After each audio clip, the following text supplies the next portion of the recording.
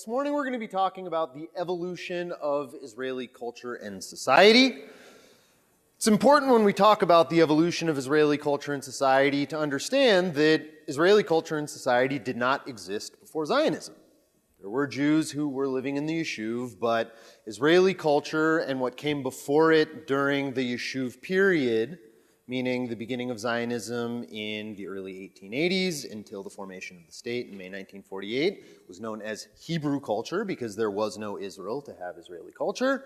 And we will look at the formation of this culture, the roots of it, and then how it has evolved over the decades since Israel's founding and how the various immigrant groups that have come to Israel since have impacted, enriched, and diversified this notion of Israeliness, which is still an unfinished project. So, as far as the main takeaways I want you all to leave with after this discussion, a major component of Zionism has been a process of creating a revolutionary Jewish culture in the land of Israel in order to safeguard Jewish existence. Different groups of Jews from many regions of the world have brought with them unique backgrounds and cultural elements, which have all been fused into this greater notion of Israeliness or Israeli culture. Israeli culture is a constantly evolving, unfinished project. You can see when you go to Israel today that Israeli culture and society is constantly evolving, moving forward, changing, adapting to circumstances, being influenced by different parts of the world. And we will see how some of those things are playing out, both throughout history and in a contemporary context. First, we need to take a look at the roots of the new Jew, though. The new Jew was the conception of Zionism that would be the formation and basically the bedrock of what would become Israeli culture once the state was founded. However, the new Jew was new, and it was very much a reimagining of what Judaism meant to the Zionists and what the new Jew, the actual people living there, would embody. This story really begins in earnest with Judaism's encounter with modernism in Europe. Jews were emancipated in France on September 28th, 1791. This was a process that continued throughout the 19th century. Now, prior to emancipation, it was the case that most Jews living in Europe lived under contracts with monarchs. They would interact with the monarchs, or I should say their leadership would interact with the monarchs, and there would actually be contracts that would designate how many Jews could live in certain areas, what those areas would be, what types of work Jews could do, how they could interact with society.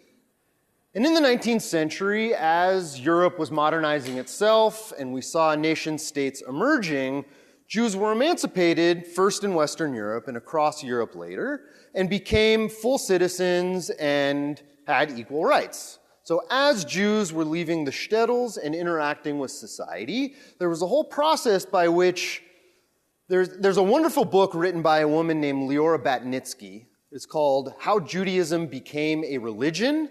I recommend writing it down. It is a fantastic book and explains many important elements of modern Judaism. But Jews left from being in these shtetls where Judaism was just an all-encompassing identity. It was every part of their lives, to being citizens of states where they were German, but they were also Jewish. And that took a process of reconciliation, but it did not come without pushback. This is a photograph of Richard Wagner, one of the most famous contemporary classical musicians of our time. He was an amazing musician, an amazing composer, and a very known anti-Semite who said that Jews were actually not capable of being cultured, and Jewish music wasn't even music at all. And he published a very famous article in which he details all of the points, point by point, why Jews are incapable of being actual musicians and how the music that they create is not music at all. And his words actually catalyzed a study of Jewish music and a designation of Judaism having its own set of music, which as a historian of Jewish music, I appreciate the pushback that he received from the Jewish community, and he had a large role in creating the fire that built a lot of the musical culture that came up in the British Mandate of Palestine. As Jews were forming this identity of being citizens, participating in nationalism, and maintaining a Jewish identity, there were many notions of what Jewish nationalism could look like. It was the case that many people in Europe did not actually feel that Jews should integrate into European society. In Germany, it was a very common belief that actually a Jewish person who had become integrated into German society was more dangerous because they could not actually tell who was a Jew and who was not. Many Germans felt that it was actually better when Jews were in the shtetl because they were easily identified, and when they started immigrating and moving and integrating themselves into European society, there was a tension where they felt that they weren't necessarily included in these national movements that were building. So early on, we have a thinker named Simon Dubnov, who represented one of the schools of Jewish nationalist thought. He felt that Jews could actually create their own autonomous national entities within Europe. Sadly, he was killed in a pogrom in the late 1930s. And on the other side, we have the Jewish nationalist option of Zionism, where people felt that they would not be able to have self-determination should they stay in Europe, and it was necessary for them to go to Palestine and found a nationalist movement there. There was a brief period at the beginning of the 20th century where there were some other territories that were seen as options for the Zionist entity, Uganda being the most famous of them. This group was known as the Territorialists. They had a very brief stint where the Zionists were considering looking at other territorial options. That didn't last very long, and Palestine ultimately became the focus of the nationalist movement for those Jews that decided that they were going to go to Palestine rather than go to North America, Central or South America, Mexico, or stay put and see what the future would hold for them in Europe. So, it was the case that the anti-Semitic tropes of the time placed Jews as weak, Jewish men as feminine, Jews as sickly, Jews as being incapable of being cultured. And what do we have as a response from Zionism in defining what the new Jew would be, who would occupy Israeli society? We have a cultured Jew. We have a strong and athletic Jew. We have warriors. We have workers of the land. This is a largely secular movement, and a big part of that was Jews, as part of the Zionist movement, wanting to detach themselves from their diasporic past. And especially in early Hebrew and then early Israeli culture, there was a very strong emphasis in society of turning away from the diaspora and focusing on revitalizing Jewish life with these tenets. Hebrew, likewise a huge component of Hebrew culture and of Israeli society, was not necessarily a given when Zionism started. This is a photograph of Ben Sion Ben Yehuda. This is the first Hebrew-speaking boy that would come out of the yeshuv. He is the son of Eliezer Ben Yehuda, who is largely credited with revitalizing the Hebrew language. And in addition to being Hebrew speakers and taking on a new language and shedding Yiddish and shedding the diasporic past, we had workers. Jews who were living in Europe were not agricultural workers. When they showed up to the land of Israel, this was something they had to learn. This was a struggle in the early waves of immigration. Many did not like the agricultural work. Many, in fact, turned around and left because they did not see themselves as suited for such work, but the kibbutz movement slowly grew, as did other rural agricultural movements, and became a huge tenet of what was to become Israeli culture. And as we look at all of these posters around us, not only do we see an emphasis on agricultural products, we have bananas, we have watermelon, we have other fruits, we have fields, we have plenty pictures of Jews working the land and being manual laborers. But this was part of the ethos of being strong, physically fit, active, and connected to the land of Israel.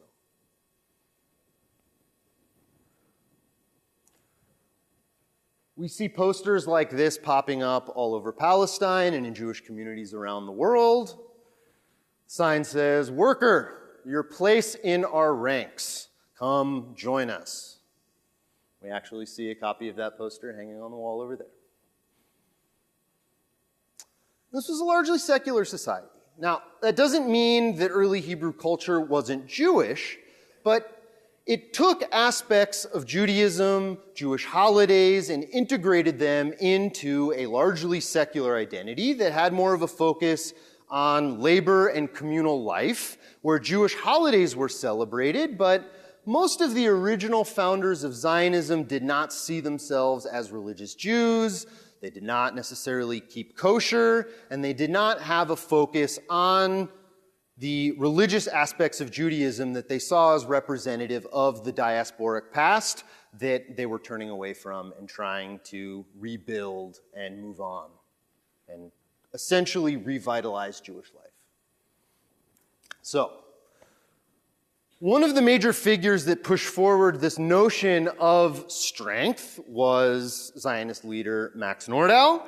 He had a notion known as muscular Judaism, where Jews needed to actually be muscular. Now, muscular Judaism to Nordau wasn't necessarily just that they had to be physically fit. For him, it was also a mentality, that they needed to feel strong and feel confident, and again, move away from the diasporic past where they were largely told that they were sick and incapable of work and incapable of being athletic and weren't warriors. So in a letter that he wrote to a group of young men who were part of a gymnastics association in Berlin in 1903, known as the Bar Kochva Gymnastics Club. Bar Kochva is the revolt of 132, the last stand against the Romans.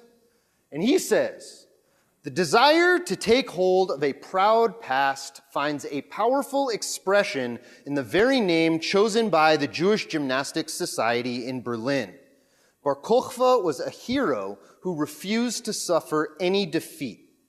When victory was denied him, he knew how to die. Bar Kochva was the last embodiment in world history of a battle-hardened and bellicose Jewry." So Nordau's basically saying here that it's been 2,000 years since we've been where I want us to be. And we can see him having a large impact in shaping Israeli society to turn away from that diasporic past that he saw as being such a problem for Jewish life. One of the manifestations of muscular Judaism was sports. We have the MACCABIAH, founded in 1932. Here's a poster from the 1935 MACCABIAH. This is not only an event that was designed for Jews in Palestine to compete athletically, this was also seen as a PR opportunity. They wanted Jews from all over the world to come to Palestine and see what was happening, participate athletically, and be inspired by the athletic developments that were happening in Hebrew culture. We have warriors. One of the main emphases of the society was also to build a defense establishment, which included women. This wasn't a defense establishment that was just for men. They needed all hands on deck, and many women received weapons training. And here we have a picture of a woman doing Haganah training in the north of Palestine before Israel was Israel. And in addition, we had a very musical and cultured society. This was the first military band that even predated the state of Israel.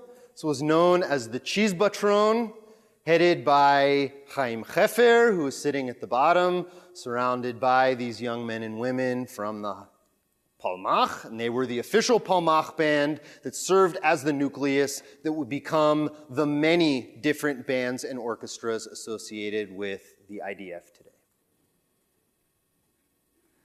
We also have a very strong tradition of classical music that began in Israel. In 1936, a violin prodigy named Bronislav Huberman founded the Palestine Orchestra. This was a group of musicians who were snuck out of Europe by Huberman and brought from various parts of Western, Central, and Eastern Europe to Palestine to be part of an orchestra that would later become the Israel Philharmonic Orchestra.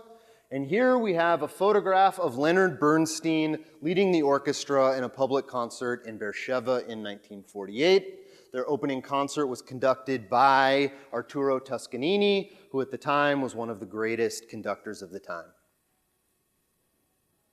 We also had a very strong literary emphasis. Here is an excerpt from a Chaim Bialik poem on the slaughter, and this is about the Kishinev pogrom. O heaven above, beg mercy for me. If a God be in you with a path in your round, a path that I have not found, pray unto him for me. My heart is dead, prayer drained from my tongue, the hands are limp and hope has gone. How long shall we suffer? How long?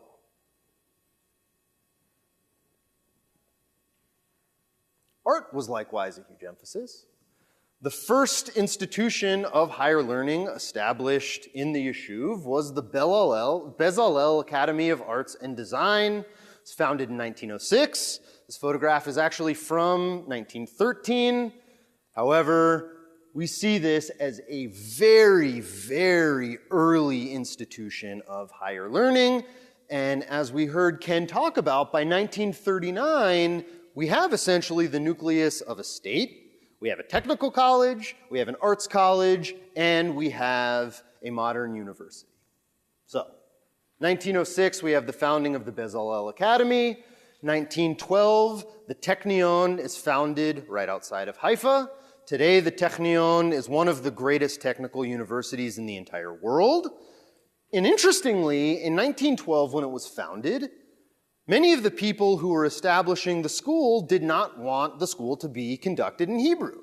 Many people argued that since German was the language of science at the time, that the Technion, in fact, needed to be a German institute where people would publish in German, so Jews in the Yeshuv could be relevant in the scientific world. It was a tension. It went back and forth. Some people even thought Russian should be the language of instruction.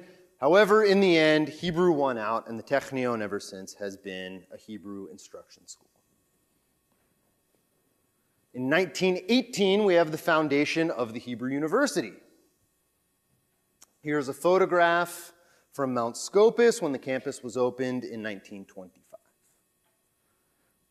Tel Aviv University was the next to open, happened in the 1950s, and from there we had Haifa University, we had Bar Ilan University, Ben Gurion University, where I'm currently finishing my PhD, and then a whole series of over 50 academic colleges that have opened up in Israel since. This is a very strong emphasis in Israeli society. Israel is the second most educated country in the world per capita as far as higher education degrees go. They are number 2 behind Singapore, interestingly. And this was an ethos that was started at the very beginning of the formation of what would become Israeli culture and society. So, these tenets that we've discussed form what is known as the SABRA cultural identity. And this was largely connected to the statist movement known as Mamlachtiyut, that was the strong philosophy of Ben Gurion and his comrades in the post-independence war period in the 1950s and 60s. They promoted this ideal as being what the new Jew should be, and this really did carry out until the 1970s when things begin to change. One of the ways that we can see Sabra ideals and Mamlachtiyut ideals represented in Israeli society was through literature. We know from seeing Bialik and from the strong emphasis on education that literature was important in Israeli society. And there were numerous authors that were part of the early state that had these notions of strong warriors, heroes, workers, turning away from the diaspora and being physically and emotionally strong for the Jewish people. One of the most important books of this time was a book written by Moshe Shamir. The book is titled With His Own Hands, Elik's Story. This is a translation of Bemo Yadav Pilkei Elik. For the Israelis in the room, did you read this in school? Did I see a hand raised? Anyone? What do you remember from your experience of reading this book? Okay. What do you have to say about it?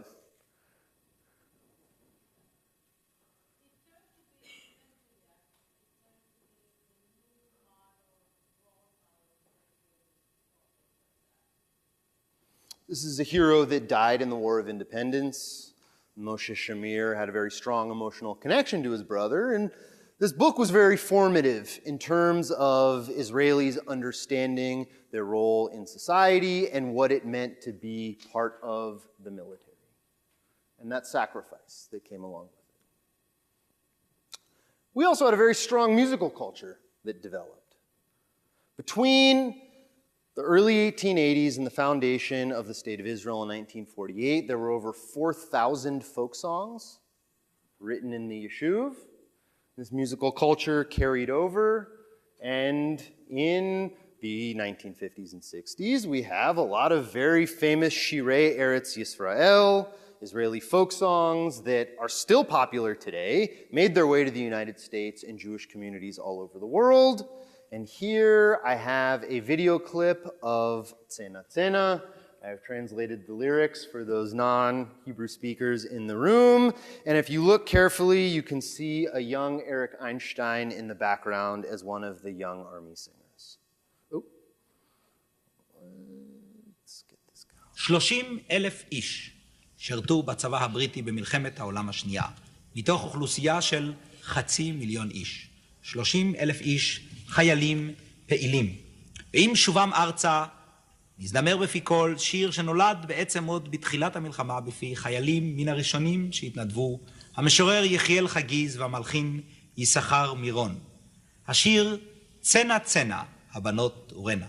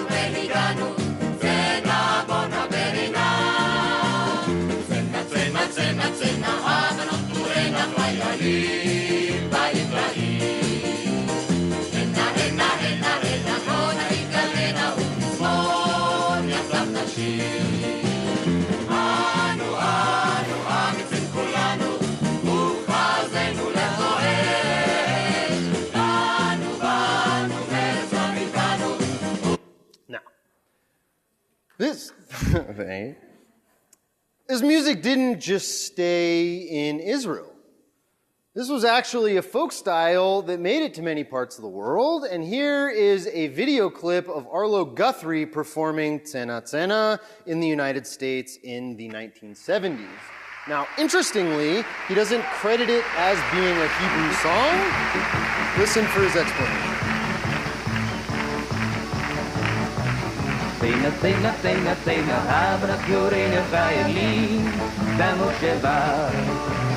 ארנה, ארנה, ארנה, ארנה, ארנה תתחבנה מבן חי, ילד צבא. tzena, tzena, הבנות גוריון חיילים במושבה.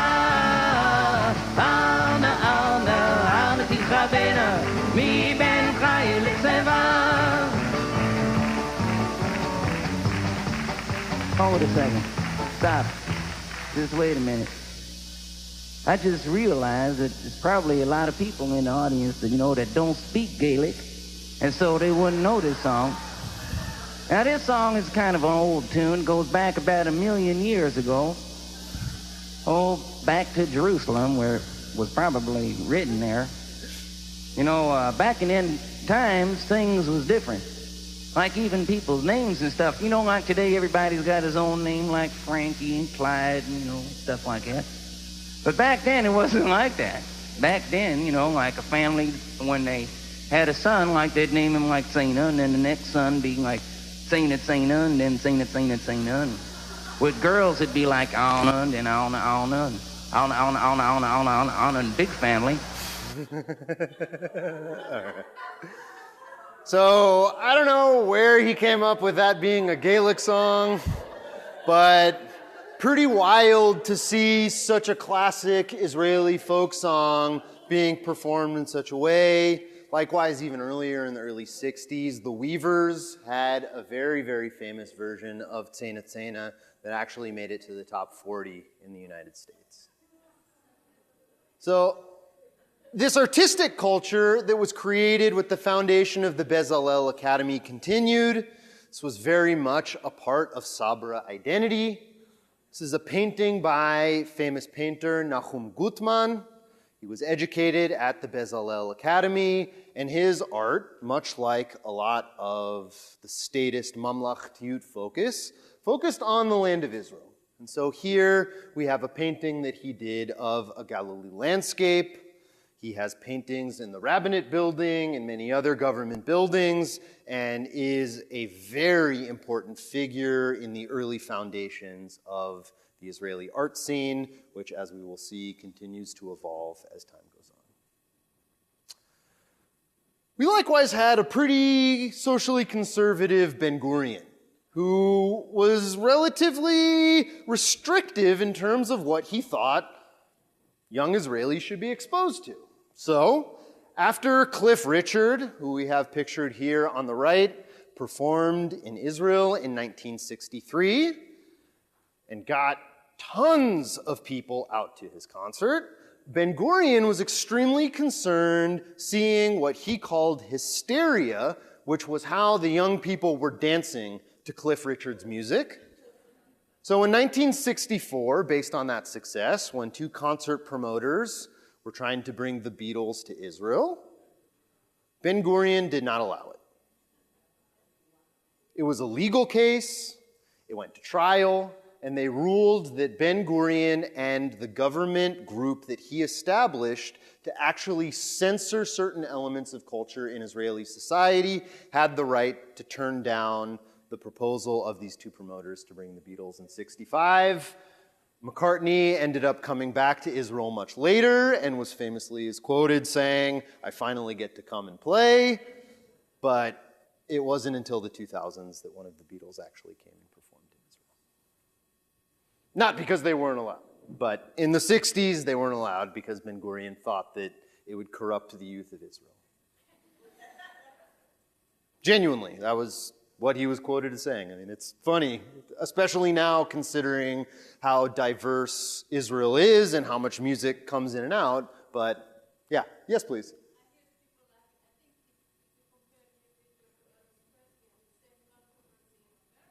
Sure.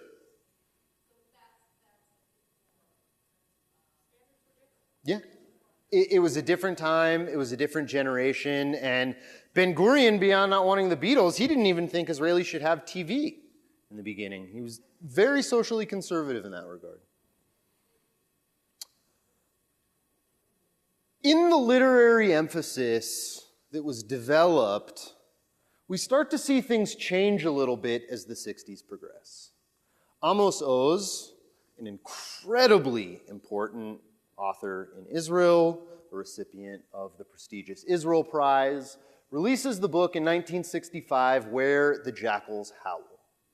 Now, one of the main topics that is addressed in this book is Israeli society's treatment of the Holocaust. Now, in the 50s and 60s, as part of this strong Sabra identity, where Israelis wanted to turn away from the weak diasporic past that they saw as having plagued Jews, at least as we see NORDAU claiming from really the Bar Kokhba revolt in the year 132, so for a very long time. Many in Israeli society did not want to talk about the Holocaust. They didn't want to hear the stories of Holocaust survivors, and it was an issue that was largely kept quiet in Israeli society. Now, this book takes on this issue head first.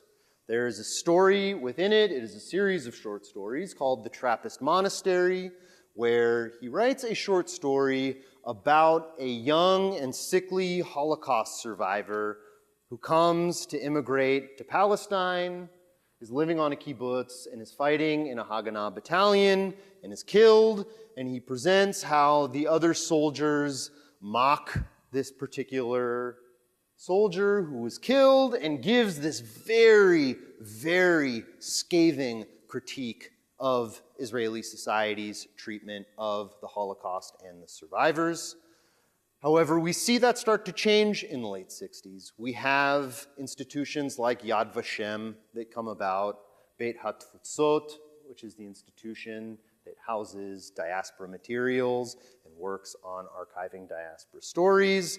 And as we progress into the 70s and further, the attitude changes drastically to the Holocaust, and we have Holocaust Remembrance Day in Israel. However, at this time in the 50s and 60s, that was not necessarily the case, and it was a very controversial issue within Israeli society. And today, there is actually a party in Israeli politics dedicated to two things: getting Holocaust survivors who are still alive more money, and legal marijuana. So it is still a cause that is being brought up in the Knesset, even by a very, very, very small and unimportant faction. So, who is the new Jew moving into the 1970s and 80s as we move beyond the initial Tzabar ideal? A big impact to this was Jewish immigrants from Arab lands. As we heard Ken mention, after the War of Independence in the 50s and 60s, Israel's population doubles. And this is because around 1 million Jews from Arab lands come to Israel and change the makeup of society. Now, these immigrants that come don't come from Europe. They speak Arabic and not Hebrew. They don't grow up in European political environments. They did not grow up in secularized Israeli society, and they were significantly more religious and traditional than the Ashkenazi Jews who had been populating the Yeshuv and then Israel when it became a state. During Magic Carpet in 1950, we see a group of Yemenite Jews that are being flown from Yemen to the state of Israel. And when many arrived, they were housed in temporary tent camps known as ma'aberot. Now, when they arrived, Israel was a very young country, had very few resources, was just recovering from the War of Independence, was through the 50s also preparing for subsequent wars. We had the war in 1956 and then in 67, and this was all in the midst of throngs of Jews from Arab countries moving into Israel and needing places to live. While it was the case that there was just a lack of infrastructure and it took time to develop actual towns and places for many of these new immigrants, 1 million of them to live, there was a real sense of bitterness among many of the immigrants from Arab lands for what they saw was unfair treatment by the Israeli establishment when they arrived.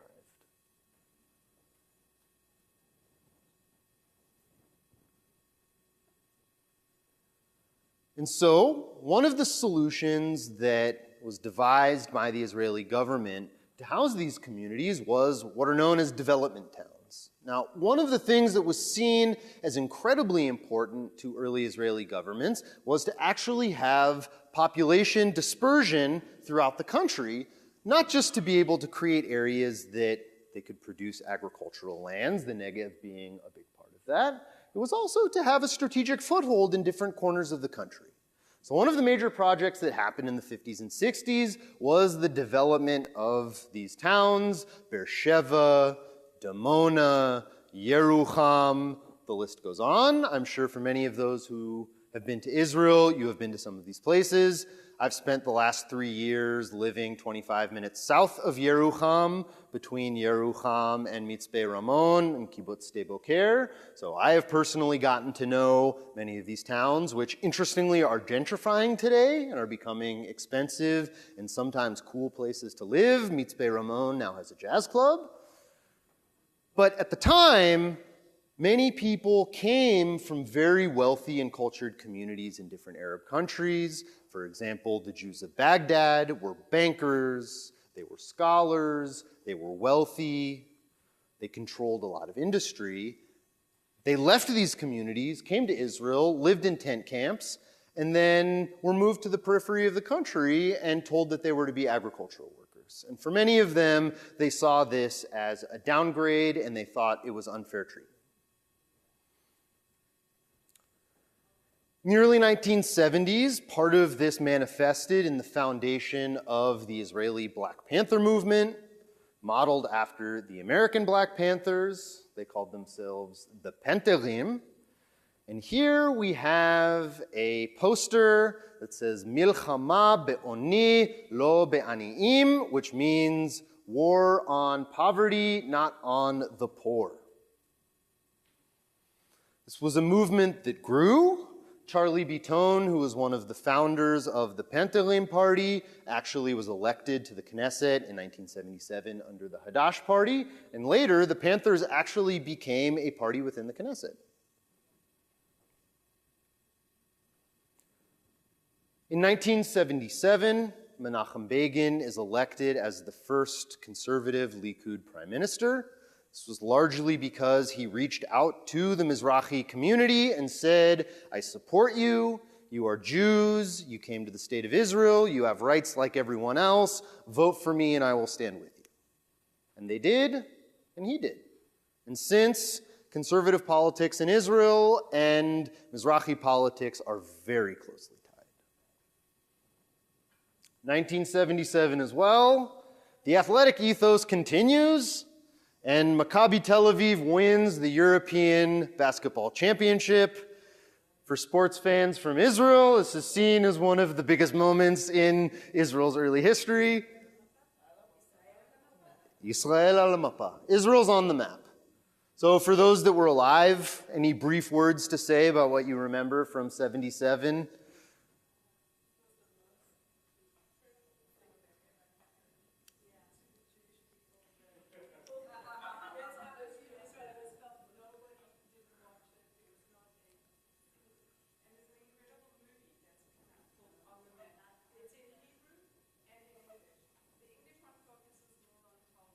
Sure. And this is Tall Brody being hoisted into the air as the star of the game. Okay. Yeah, this was a huge victory. The semifinal game before the final game was against Russia, who actually refused to play the Israeli team in either Russia or in Israel, and so they had to play it in an obscure location in Western Europe. In a strong defeat, they win and go on to beat the Italian team and become the champions in 1977. This was a huge deal. Maccabi Tel Aviv is still a big deal basketball team with plenty of ringers from the United States, but the athletic tradition continued from the early MACCABIAH days, and muscular Judaism is still very much alive in Israeli sports, then in the 70s and still today. So, we have musical and literary scenes that likewise become more representative of the Mizrahi Jews that are changing the cultural landscape and political landscapes of Israel. Here is a video of Zohar Argov performing in 1982, his famous song, Perach Begani. This was the first time a Yemenite singer was broadcast on Israeli TV, and as a historian of Israeli music, I have spoken to many Yemenite Jews who have told me they sat in their living rooms and watched their mothers cry as they heard Zohar Argov sing on the television. Of course. ברוכים הבאים לאולם בנייני האומה בירושלים. ברוכים המאזינים והצופים באשר הם. במופע דרור למנצח שיר מזמור. חגיגת הזמר הישראלי תשמ"ב. ועכשיו מבט אל לוח התוצאות. 43 נקודות לזוהר ארגוב, פרח בגני.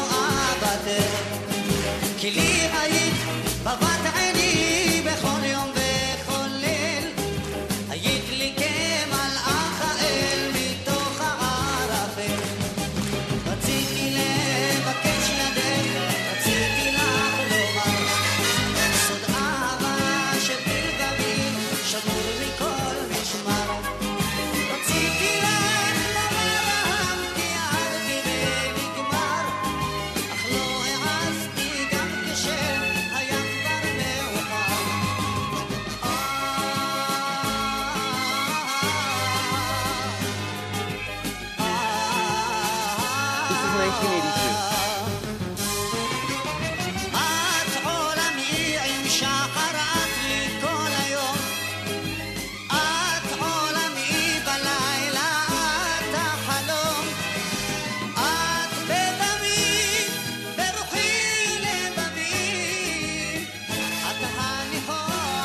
Now, prior to this period of time, there was plenty of Mizrahi music in Israel in the 1950s. We had Joe Amar, who came from Morocco.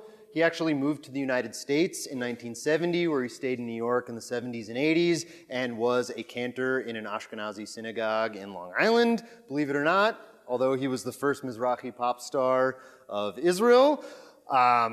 He claimed that they paid better and were nicer to him. But he did eventually return to Israel in the 90s, where he spent the rest of his life, and he had a huge impact on the Moroccan Jewish community and their musical piyut culture in the United States, which is still very active in different parts of Brooklyn. Now, before this period, if you wanted Mizrahi music, you could go to a town in the periphery, in one of these development towns where these communities were, or you could buy bootleg cassette tapes at bus stations in Israel. However, by the late 1970s, artists like Shlomo Bar, Zohar Argov, and others were actually making commercial recordings that were becoming very successful. This is parallel to the ascendance of Mizrahim in the political ranks. And it is likewise seen in literature. We have a book written by Iraqi-Israeli author Eli Amir, published in 1983, called Scapegoat. This is a semi-autobiographical book about his experience coming from Baghdad to Israel in the 1950s and being taken from his family who were living in the Ma'aberot and being sent to an Ashkenazi kibbutz in the north of Israel, where he essentially learned to be a tzabal. And here is a very quick clip of him speaking about his first novel.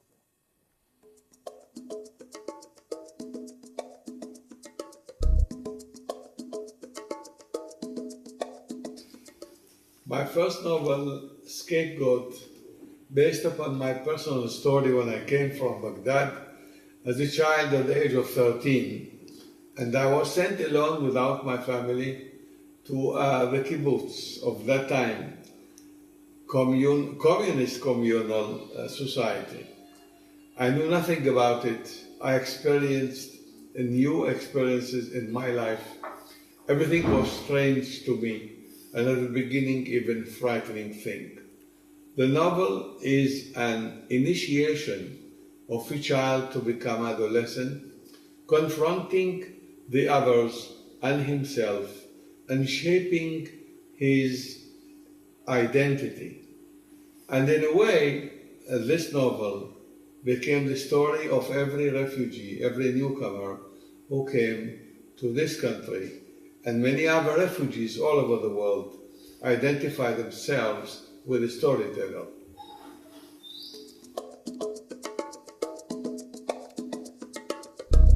It's an amazing book. I highly recommend reading it. It is a quick read. It's accessible, and I would say for students, probably 8th grade through high school, would be able to connect to it. But one illustrative story within that book that I'll just highlight very quickly. He talks about when he's a young child and on the kibbutz, he would come back to the Ma'aberah where his family was living every once in a while to visit. And this one time he went back, he had worked all week in the kitchen and had convinced one of the chefs to give him a chicken. And he was thrilled because it was very difficult to find chicken in the Ma'aberot, and he had an entire chicken that he had the chef wrap in newspaper, he packed it in his bag, he got on the bus, he ran through the Ma'aberah to get to the tent where his family was living, and he presented his mother with this chicken. Now, on the socialist kibbutz, it wasn't very easy necessarily to get your hands on such a piece of meat that you could take with you, but he did. And he very proudly hands it to his mom, who opens it and asks if it was kosher. Was this chicken hechshered? And he said, no, on the kibbutz, they're not religious. We don't have a shochet. It's just Uzi that cuts the chicken's neck and they pluck the feathers, but we have a chicken. and the mom throws it away because it's not kosher. So to speak to some of these cultural tensions that existed between the Ashkenazi establishment and the Mizrahim as they came, these are different Jewish societies that in the beginning had to come together. And now today we see a very different cultural landscape in Israel where you hear Mizrahi music everywhere. Ashkenazim dance to Mizrahi music at weddings. It's probably the most commercial viable music there is, and half of Israel's Jewish population anyways comes from Mizrahi descent. However, at this time, there was still a very serious negotiation between the multiple cultural entities that existed. In 1984, we have the formation of SHAS. This is Rabbi Ovadia Yosef in the 80s when he founded the SHAS party. Shomrei Tzfarad, the Watchers of Spain, interestingly, but that is the name of the party. And they have been involved in conservative politics in Israel since the 80s and have kind of become a de facto offshoot of Likud politics. One of the strongest personalities that we could say that represents certain Shas ethos in the Likud party is Miri Regev, the Minister of Culture and Sports, who many people have many things to say about Miri Regev, but she is in the Knesset, and despite her very controversial policies and outlooks promoting Mizrahi music, Mizrahi culture, and Mizrahi rights in Israel, and actually works to divert many funds to Mizrahi music festivals and different cultural elements outside of the center of Israel. She is incredibly controversial. 10 minutes? So, who is the new Jew of the 90s until today? The 90s saw a whole other wave of immigrants that had come in. Here we have a photograph of Ethiopian Jews praying in Israel. And we likewise, in addition to waves of immigrants, we have the peace process that starts in 1993. David Grossman, an incredibly important author as well in Israel, wrote a book called Sleeping on a Wire.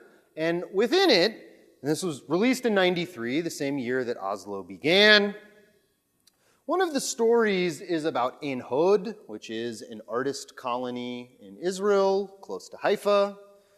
Pre-48, it had been an Arab village, and he writes the story about how Ein Hod is this artist colony up on a hill, and many of the families that had previously inhabited it lived in a small village at the bottom of the hill, and certain leftist Jewish activists from Ein Hod wanted to help these families that were living below them, and he paints this picture of how they work together, and then at a certain point in the conversation, they hit a breaking point when the families living below Ein Hod said, well, we just want our houses back.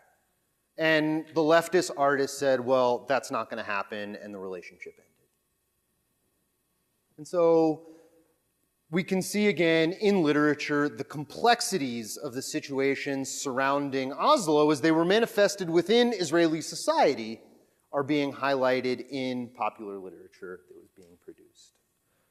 We likewise have 1 million Jews from the former Soviet Union that come to Israel in the 1990s, bringing a new language, a new culture, a Judaism that is not often recognized by the rabbinic institutions in Israel, and there were 1 million people. This added a huge new population to Israeli society.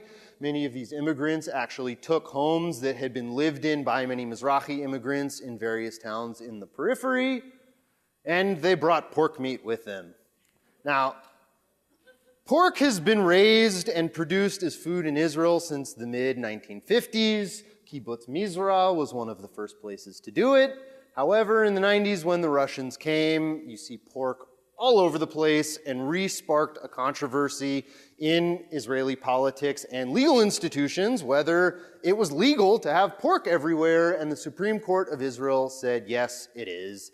However, they prefer if it's raised in areas where there are Christian Arabs living.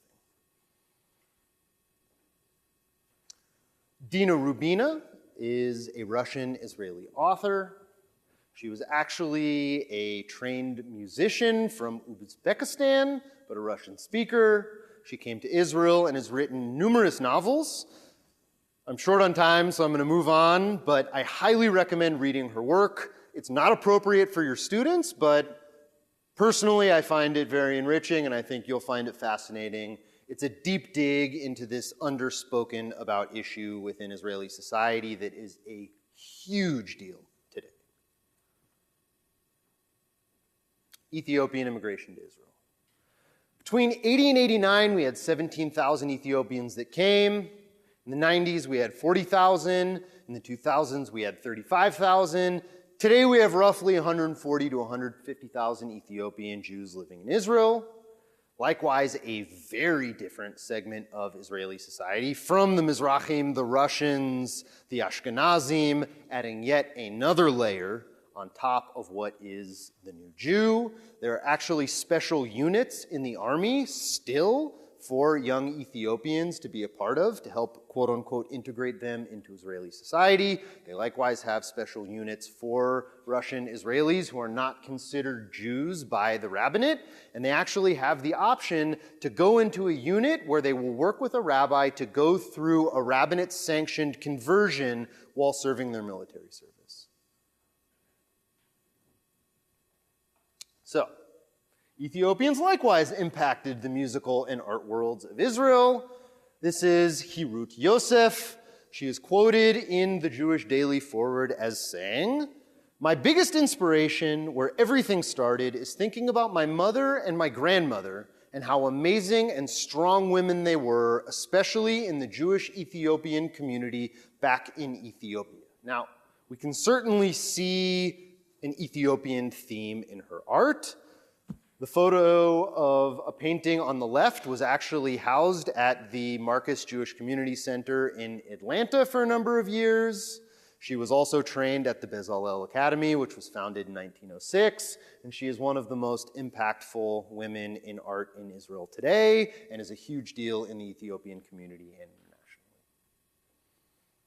We likewise have Ethiopian music. Since I'm short on time, I'm not going to show this clip, but in 2001, singer HAGIT YASO wins Kohav Nolad. She was the first Ethiopian Israeli to do so. There's a lot of clips on TV and YouTube available of her victory, interviews with her, and her story of how after winning Kohav Nolad, she returned to Ethiopia and began studying Amharic music and brought that music back to Israel where she performs it regularly. There are a handful of Ethiopian Israeli singers singing in traditional Amharic, integrating it into the Israeli music scene. We likewise see a whole new generation of Mizrahi singers singing in Judeo-Arabic. And now that we have moved past that period of statism where people were looking away from the diaspora, we see a young generation of Israelis looking towards the diaspora and revitalizing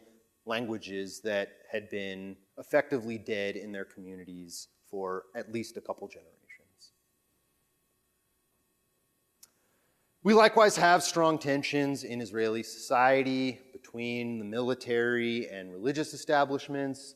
This is a photograph in 2005 when the Israeli government decided to unilaterally pull out from Gaza. And there was a large conflict that erupted between the settlers living in Gush Katif and the military. We still see tensions today between groups of settlers and certain religious groups and the Israeli army and police establishments.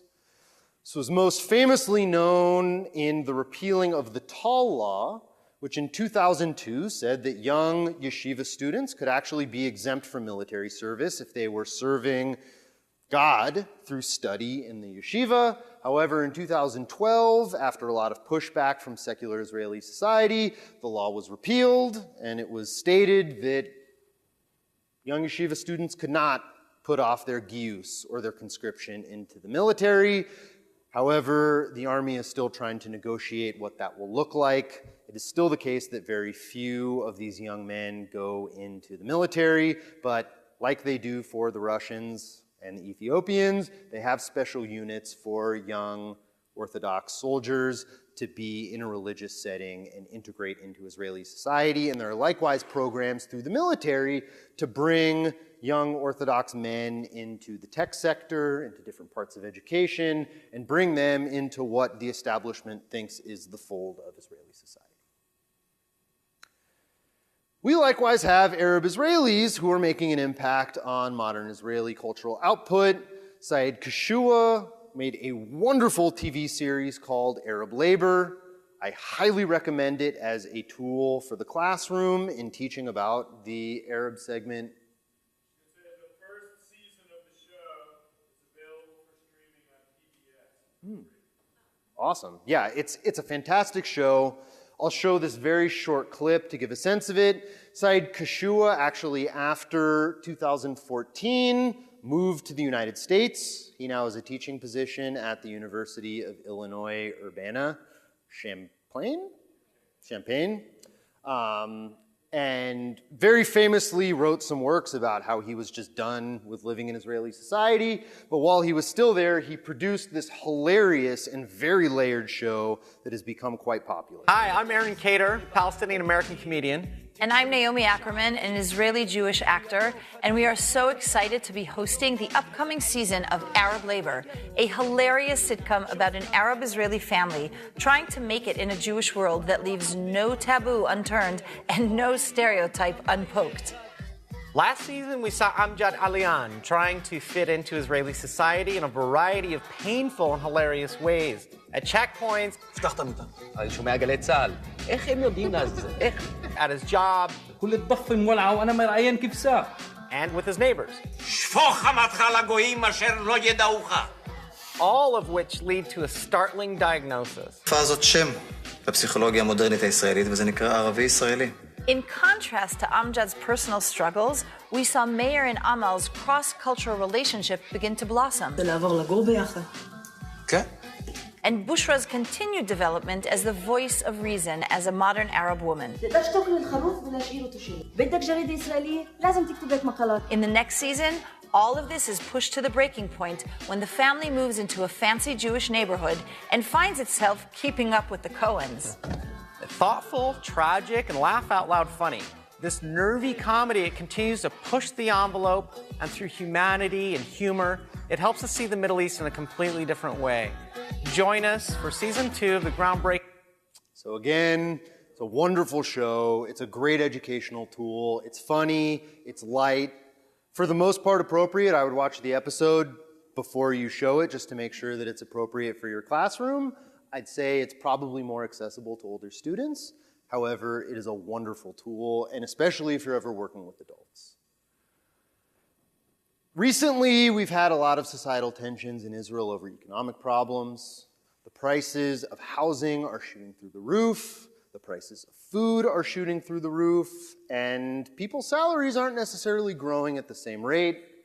In 2011, for what some called the Summer of Love in Israel, we saw massive protests, and on Rothschild Boulevard in Tel Aviv, which is probably the fanciest area of Tel Aviv, if not Israel as a whole, maybe, was covered in tents where young people had protest camps where they set up for the entire summer protesting the rising cost of education, housing, food, and their lack of ability to attain the sources to be integrated fully into the Israeli economy. On this particular evening, we had hundreds of thousands of people march on the streets of Tel Aviv. This is pictured above Kikar Rabin Square in Tel Aviv, where the major protest of that entire summer took place, which was televised all over the world. As I mentioned earlier, the strong emphasis on literature, education, and culture is still very present today. Israel is the second most educated country in the world. Here's a picture of my building at Ben Gurion University, just to give a little personal flair in there. But again, we have major universities and over 50 academic colleges, and it is, of all of the countries I've been to, the most educated by far. People speak great English, and public university tuition is still around $2,500 a year for a student to go to the best schools in Israel. So Much like the United States was multiple generations ago, Israelis can live with their parents and work a summer job and pay for their education, no problem, with zero debt accrued. Israel's likewise pushing out some of the greatest musicians of the world. This is a guitar player named Yotam Silberstein, who's been traveling the world with some of the greatest artists known in the jazz industry today. I'd consider him in the top 5 guitar players in the world. He's a personal friend. The Atlanta Jewish Music Festival, which Rich and I are on the board for, have brought him to Atlanta, and he is representative of a whole class of Israeli musicians living in New York who are dominating the jazz world. The Rimon School of Music in Israel is one of the greatest jazz conservatories in the world and actually has a free credit exchange with the Berklee School of Music in Boston.